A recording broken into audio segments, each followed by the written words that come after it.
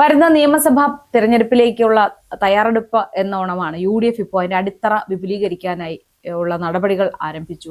CK ജാനുവിനെയും PV അൻവറിനെയും Vishnupuram ചന്ദ്രശേഖറിനെയെല്ലാം അവരുടെ പാർട്ടിയെല്ലാം ഇപ്പോൾ UDFിലേക്ക് ചേർത്തിരിക്കുകയാണ്. ഇതിൽ BD സതീശനും നിരുപാധിക പിന്തുണ കൊടുത്തു തന്നെയാണ് ഈ PV അൻവറിനെയും UDFിലേക്ക് ചേർത്തിരിക്കുന്നത്.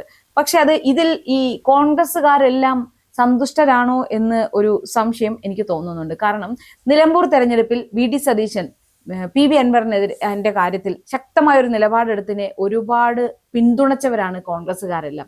അപ്പൊ ആ ഒരു സ്ഥിതിക്ക് ഈ UDF മുന്നണിയിലേക്ക് PV അൻവറിന്റെ തൃണമൂൽ കോൺഗ്രസിനെ ചേർക്കുമ്പോൾ അത് എത്രത്തോളം ഒരു അനുയോജ്യമാവും എന്നതിനെ കുറിച്ച് ഒന്ന് ചിന്തിക്കേണ്ടിയിരിക്കുന്നു എന്നാണ് എനിക്ക് തോന്നുന്നത്. കാരണം PV അൻവറിനെ പോലൊരാളിനെ UDF മുന്നണിയിൽ ഉൾക്കൊള്ളാൻ എത്രത്തോളം കഴിയും എന്നതിനെ കുറിച്ച് ഒരു ചെറിയൊരു ആശങ്കയുണ്ട്.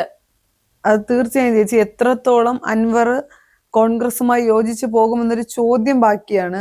ചേച്ചി പറഞ്ഞതുപോലെ നിലമ്പൂർ തെരഞ്ഞെടുപ്പിൽ ഈ പറയുന്ന VD സതീശനെടുത്ത നിലപാട് എന്ന് പറയുന്നത് വളരെ ശക്തമായിരുന്നു, വ്യക്തമായിരുന്നു. ഈ പറയുന്ന കോൺഗ്രസ് സൈബർ ഹാൻഡിലുകൾ പോലും വളരെയധികം പിന്തുണ സതീശന് കൊടുത്തിരുന്നു. അൻവർ വേണ്ട, അൻവർ ഇല്ലെങ്കിലും കോൺഗ്രസ് വിജയിക്കുമെന്നാണ് അന്ന് പറഞ്ഞത്.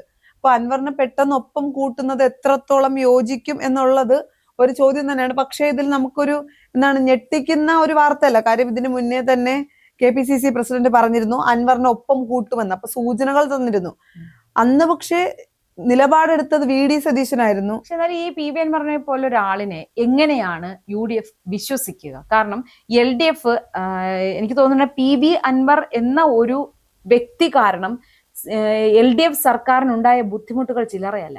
ഒരുപാട് കാര്യങ്ങളിൽ ഇപ്പൊ അങ്ങോട്ടും ഇങ്ങോട്ടും ഒരു പാലമിട്ടാൽ അങ്ങോട്ടും ഇങ്ങോട്ടും എന്ന പോലെയാണ് ഇരുവരും, അതായത് മുഖ്യമന്ത്രി പിണറായി വിജയനും PV അൻവറും തമ്മിലുള്ള ഒരു ബന്ധം, CPM-ഉം PV അൻവറും തമ്മിലുള്ള ഒരു ബന്ധം, അത് പരസ്പരം രണ്ടുപേരും ഉപയോഗപ്പെടുത്തിക്കൊണ്ട് തന്നെയാണ്. അത് നല്ല കാര്യങ്ങൾക്കല്ല, ഇരുവിഭാഗത്തിന്റെയും സ്വാർത്ഥ താല്പര്യങ്ങൾക്ക് വേണ്ടി, ഇരുവരുടെയും ശത്രുക്കളെ ഇല്ലാതാക്കുന്നതിന് വേണ്ടിയും ഇരുവരും പരസ്പരം സഹായിച്ച് അത്രയും ഇതായി നിൽക്കുമ്പോൾ പോലും ആ ഒരു LDF മുന്നണിക്ക് എത്രത്തോളം ത്രെട്ടണിങ് ആയിരുന്നു PV അൻവർ ഏറ്റവും ഒടുവിൽ എന്ന കാര്യം കേരളത്തിലെ ജനങ്ങൾക്കെല്ലാം അറിയാം. അപ്പൊ ഇത് UDFിനും ബാധകമാവില്ലേ? എത്രത്തോളം PV അൻവറിനെ UDFിന് വിശ്വസിക്കാൻ കഴിയുമെന്ന ഒരു ചോദ്യം ബാക്കിയാവുകയാണ്. അല്ലേ ചേച്ചി, PV അൻവറിനെ വിശ്വസിക്കാൻ കഴിയുക എന്ന് പറയുന്നത് വളരെ നമുക്ക് കണ്ണടച്ച് വിശ്വസിക്കാൻ പറ്റുന്ന ഒരാളല്ല. PV അൻവർ ഇനി എപ്പോ മറുകണ്ഠം ചാടുമെന്നോ അല്ലെങ്കിൽ ഇനി എപ്പോ BJPയിലേക്ക് പോകുമെന്നോ. മറുകണ്ഠം ചാടുക എന്നുള്ളത് പിന്നത്തെ കാര്യം. പക്ഷെ കൂടെ നിന്നുകൊണ്ട് പണി തരുവോ ഇല്ലേ എന്നുള്ള കാര്യമാണ് ആദ്യം അറിയേണ്ടത്. രാഹുൽ ഗാന്ധിയുടെ DNA പരിശോധിക്കണമെന്ന് പറഞ്ഞയാളാണ് ഈ PV അൻവർ. അപ്പോ പിന്നെ ആ നിലമ്പൂർ തെരഞ്ഞെടുപ്പിൽ ഏതു ചെകുത്താനെ UDF മത്സരിപ്പിച്ചാലും പിന്തുണയ്ക്കും എന്ന് പറഞ്ഞ് ആ വാക്കൊക്കെ പ്രയോഗിക്കുന്ന UDFിലേക്ക് വരാൻ നിൽക്കുമ്പോഴാണ് പറയുന്നത് ഏത് ചെകുത്താനെ UDF സ്ഥാനാർത്ഥിയാക്കിയാലും പിന്തുണയ്ക്കുന്നു.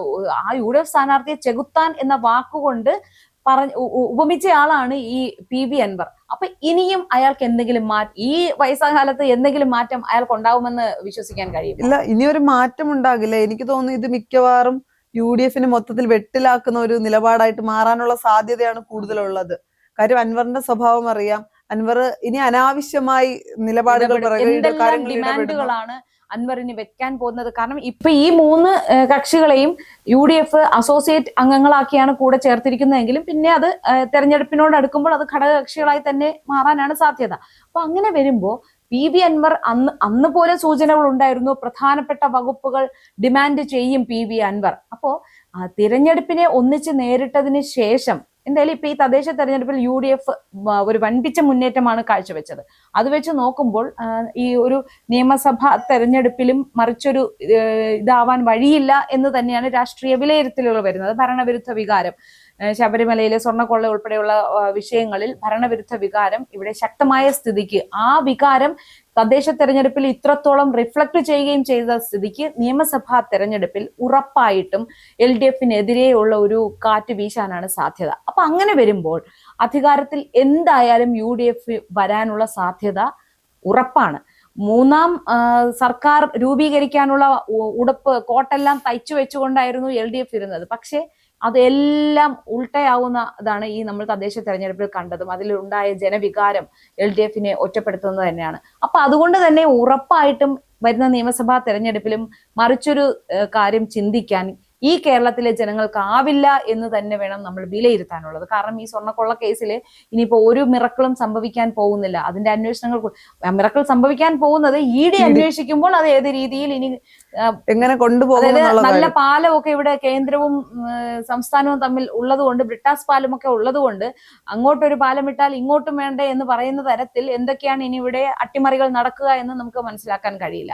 അപ്പോൾ അങ്ങനെ ഒന്നും നടന്നില്ല എങ്കിൽ ഈ സ്വർണ്ണക്കൊള്ള കേസിൽ CPM-ന്റെ പല നേതാക്കളും ഇതിൽ കൂടുതൽ ഭാഗമാവുകയും അന്വേഷണത്തിന്റെ വിധേയമാവുകയും ചോദ്യം ചെയ്യലിന് വിധേയമാവുകയും നടപടികൾ നേരിടാൻ സാധ്യതയും ഉള്ളതിനാൽ തന്നെ വരുന്ന നിയമസഭാ തെരഞ്ഞെടുപ്പിൽ UDF-നെ സംബന്ധിച്ചിടത്തോളം ആവശ്യത്തിലധികമുള്ള ഒരു ആശങ്കയുടെ ആവശ്യമില്ല. അതുകൊണ്ട് തന്നെ PV അൻവറിനെ കൂടെ ചേർത്തതിൽ അത് രണ്ടാമതൊന്ന് ആലോചിക്കേണ്ടി ഇരുന്നു എന്ന് ഒരു വിഭാഗം UDF അനുകൂലികളെങ്കിലും ചിന്തിക്കുന്നതിൽ യാതൊരു അതിശയവും പറയാനില്ല. പിന്നെ മറ്റൊരു വിഷയം, ജോസ് കെ മാണി വിഭാഗത്തെ കൂടി അസോസിയേറ്റ് മെമ്പർഷിപ്പിലേക്കോ മുന്നണിയിലേക്കോ പരിഗണിക്കാം എന്നുള്ള കാര്യം ചർച്ച ചെയ്തെങ്കിലും PJ ജോസഫ് അടക്കമുള്ളവർ ആ അജണ്ടയെ എതിർത്തിരുന്നു. അല്ല, അതിപ്പോ വീണ്ടും ചർച്ച ചെയ്യപ്പെടുമല്ലോ സ്വാഭാവികമായിട്ടും. ചർച്ച ചെയ്യപ്പെടുമ്പോഴും കാരണം ജോസ് കെ മാണി സ്വന്തം അപ്പനെ മറന്നുകൊണ്ടാണ് LDF മുന്നണിയിലേക്ക് ചേക്കേറിയത്. അന്ന് നിയമസഭയിൽ ബജറ്റ് അവതരിപ്പിക്കാൻ വന്ന മാണിയെ അത് അവതരിപ്പിക്കാൻ സമ്മതിക്കാതെ ഈ LDF-കാർ കാട്ടിക്കൂട്ടിയ കോപ്രായങ്ങൾ മറന്നുകൊണ്ടാണ് ഈ ജോസ് കെ മാണി LDF-നൊപ്പം കൂടിയത്. അപ്പോൾ ഇതൊക്കെ ഈ UDF മറക്കാൻ പാടുണ്ടോ യഥാർത്ഥത്തിൽ? ഇപ്പൊ പറയാം, രാഷ്ട്രീയത്തിൽ സ്ഥിരമായ ഒരു ശത്രുതയില്ല, തെരഞ്ഞെടുപ്പിനെ ബേസ് ചെയ്തുകൊണ്ടായിരിക്കണം ഘടകകക്ഷികളെല്ലാം തീരുമാനിക്കേണ്ടതെന്നും ഐക്യപ്പെടേണ്ടതെന്നും ചില വാദങ്ങളുണ്ട്. പക്ഷെ എന്നാൽ പോലും ഒരിക്കൽ കാലുവാരിയ, ഒരിക്കൽ ചതിച്ചിട്ട് പോയവരെ വീണ്ടും ഈ മുന്നണിയിൽ ഉൾപ്പെടുത്തുന്നതിനെ കുറിച്ച് എന്താണ് സൗവർണ്ണയ്ക്ക്? അല്ല, അതൊരിക്കലും ശരിയായ രീതിയല്ലല്ലോ ചേച്ചി. കാര്യം ഇവിടെ നിന്ന് കാലുവാരി അങ്ങോട്ട് പോയവർ തിരികെ വന്നാൽ ഒരിക്കലും ഇവിടെ ശാശ്വതമായി അവർ നിലനിൽക്കാൻ പോകുന്നില്ല. ഇപ്പൊ ചേച്ചി പറഞ്ഞതുപോലെ UDF-നെ സംബന്ധിച്ചിടത്തോളം ഈ ഒരു തെരഞ്ഞെടുപ്പ്, ഇനി വരാനിരിക്കുന്ന 2026 തെരഞ്ഞെടുപ്പ് ഈ ഇപ്പോഴത്തെ നിലവിലെ സാഹചര്യത്തിൽ വളരെ അനുകൂലമാണ് UDF-ന്. ഈ പറയുന്ന അൻവറോ ജോസ് കെ മാണി ഒന്നും പിന്തുണച്ചില്ലെങ്കിൽ പോലും കോൺഗ്രസ് വിജയിക്കും, അല്ലെങ്കിൽ വിജയ സാധ്യത വളരെ കൂടുതലായിട്ടുള്ള തെരഞ്ഞെടുപ്പാണ്. അപ്പൊ ഇവരാരെയും മുന്നണിയിലേക്ക് കൊണ്ടുവന്ന് ബാക്കിയുള്ളവരെ കൂടി ഒപ്പം നിൽക്കുന്നവരുടെ ഇടയിൽ ഒരു പടലപ്പിണക്കം ഉണ്ടാക്കേണ്ട ആവശ്യമില്ല എന്നാണ് എന്റെ അഭിപ്രായം. എന്റെ അഭിപ്രായത്തില് അൻവറും വേണ്ട, ജോസ് കെ മാണിയും വേണ്ട. UDF ഇപ്പോ തദ്ദേശ തെരഞ്ഞെടുപ്പിൽ മത്സരിച്ചതുപോലെ മത്സരിക്കട്ടെ, അവർക്ക് വിജയ സാധ്യത വളരെ കൂടുതലാണ്. ഇത്തരം ആളുകളെ കൊണ്ടുവരുമ്പോൾ പാർട്ടിക്കുള്ളിൽ തന്നെ പ്രശ്നങ്ങൾ ഉണ്ടാകും, പടലപ്പിണക്കങ്ങൾ ഉണ്ടാകും, അത് വലിയ പ്രശ്നങ്ങളിലേക്ക് പോകും. ഇനിയിപ്പോ എന്തായാലും ജോസ് കെ മാണി ഒരു വിഷയം ഒന്നുകൂടെ ചർച്ചയ്ക്ക് എടുക്കില്ലേ? അതായത് മുന്നണി വിപുലീകരണത്തിന്റെ ഭാഗമായിട്ടാണ് ഇതെല്ലാം നടക്കുന്നത്. മുന്നണി വിപുലീകരിച്ച് ഘടകകക്ഷികളുടെ എണ്ണം കൂട്ടുന്നതിലല്ല യഥാർത്ഥത്തിൽ UDF ശ്രദ്ധ കേന്ദ്രീകരിക്കേണ്ടത്. നിലവിലുള്ള ഘടകകക്ഷികൾ എത്രത്തോളം ജനങ്ങളിലേക്ക് ഇറങ്ങിച്ചെന്ന് സർക്കാരിനെതിരെ പറയേണ്ട, സർക്കാരിന്റെ അഴിമതികളെ കുറിച്ച് എത്രത്തോളം ജനങ്ങളെ ബോധ്യപ്പെടുത്താൻ കഴിയുന്നു, ഈ ഉള്ള മുന്നണിയിൽ പടലപ്പിണക്കങ്ങളും തമ്മിത്തർക്കങ്ങളും ഒന്നുമില്ലാതെ നിലവിലുള്ള ഇപ്പോഴത്തെ ആ ഒരു സ്ഥിതി ഐക്യത്തിൽ മുന്നോട്ട് പോയാൽ ഈസി ആയിട്ട് ഇത് തിരിച്ചു പിടിക്കാനേ ഉള്ളൂ.